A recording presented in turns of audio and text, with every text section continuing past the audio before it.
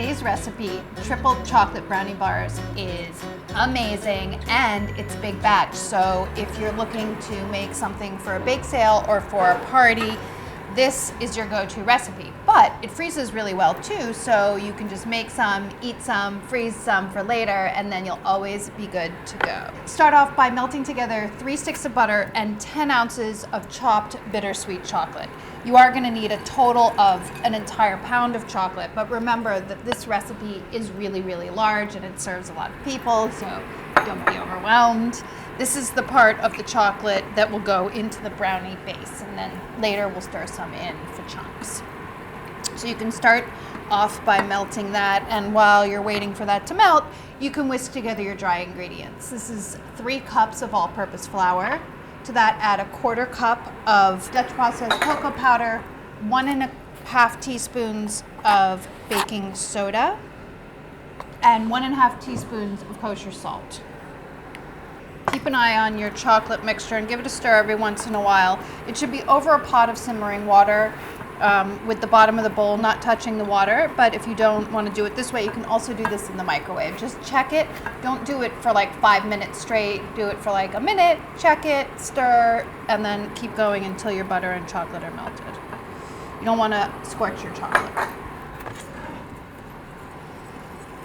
When you're whisking together dry ingredients and leavener, you want to make sure you do a good job and that the leavener is fully distributed throughout the flour. So don't just whisk it and then stop. Do it for about 30 seconds to fully combine it. That way you don't have little pockets of leavener in your baked good, and that can cause like extra air bubbles, so that causes holes. So whisk really well. I like to turn this off right before the butter finishes melting because you need the whole mixture to cool anyway. So you allow the butter to continue to melt in the residual heat of the chocolate, which will definitely happen. And you need to let this cool for about 5–10 minutes anyway. So let that happen. I'm going to transfer it to the bowl of my mixer. Just that action will start cooling it off. And let it sit for about 5 minutes. When your chocolate's had the opportunity to cool just a bit, add your sugars. This is 1½ cups of light brown sugar, 1 cup of granulated sugar. You want to stir that into your chocolate mixture. You're going to do this on the mixer or with a hand mixer, but I just like to start off the stirring just so it's not sitting there on top. And then 3 large eggs and 2 teaspoons of vanilla extract. Oh my gosh, I'm living life on the edge, measuring over the bowl. What would happen if all the vanilla went into there? Would I still use it? Probably. It would be very vanilla-y. To get the like crackly, shiny crust, what you want to do is mix your chocolate mixture until it's sort of thick and shiny. And that usually takes about 2 to 3 minutes if you're doing it by hand, a little bit less if you're using a mixer. While that's getting ready, you can mix together your mix-in. 8 ounces of salted roasted peanuts with 6 ounces of dried fruit. I'm using half regular raisins and half dried cherries. Whatever tastes delicious to you, that's your combination. Do whatever you like. I have a buttered and parchment lined half-sheet pan. It's 13 by 18 inches, and you want to just butter it and lay down a piece of parchment paper. It makes it easier to lift out. When your mixture is thick and shiny and most of the sugar has dissolved, you can add your dry ingredients. You don't have to do it in batches or anything, just add it all at once. Then what you want to do is add 2/3 of your nut and fruit mixture. The other third will go on top as a garnish. Mix it in. Oh my gosh, I'm so tempted to eat some of this batter right now. Have your oven preheating to 350 degrees so that it is ready for you when you are ready to put your brownies in the oven.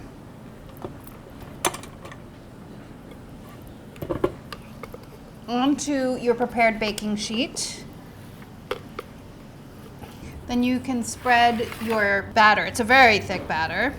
I guess it's still a batter, right? I'm tempted to call it a dough because it's so thick. Like, what do you think the line is between a batter and a dough?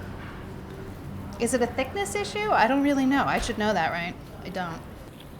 Once your mixture is evenly spread into the pan, sprinkle with the remaining nut and dried fruit mixture. And then also some chocolate. Remember I said we used a pound of chocolate, so it's another 6 ounces of bittersweet chocolate, sort of chunked up, and then 4 ounces of white chocolate. You don't have to do these combinations or whatever it is that you want on top, but it's nice to have all of these different flavors happening, and it makes it very fun and festive and a little something for everybody. So then just press the toppings into the brownie mixture just a little bit so they're like firmly in place and not just sitting on top there, and then get it into your 350-degree oven. It needs to bake until it's puffed around the edges, but still a little bit jiggly in the center, and that'll take about 20 to 23 minutes. You're gonna wanna let this cool before you cut it up. You can actually make this the day ahead, and it gets even better if you can believe it. It's totally true, we tested it. Then you can cut it. I'm not gonna bore you by cutting this entire thing, so I'll just cut a few, because who needs to see that? Nobody. Get to the good part, the eating.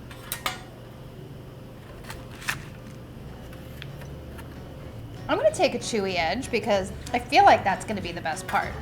You have deep, rich chocolate brownie, tons of mix-ins. It's chewy, dark, deep chocolate flavor, crunchy, something for everybody. This recipe is sure to please you and everybody that you share it with. Enjoy. If you like recipes like this and you want more, make sure to click like and subscribe because we have plenty more where this came from.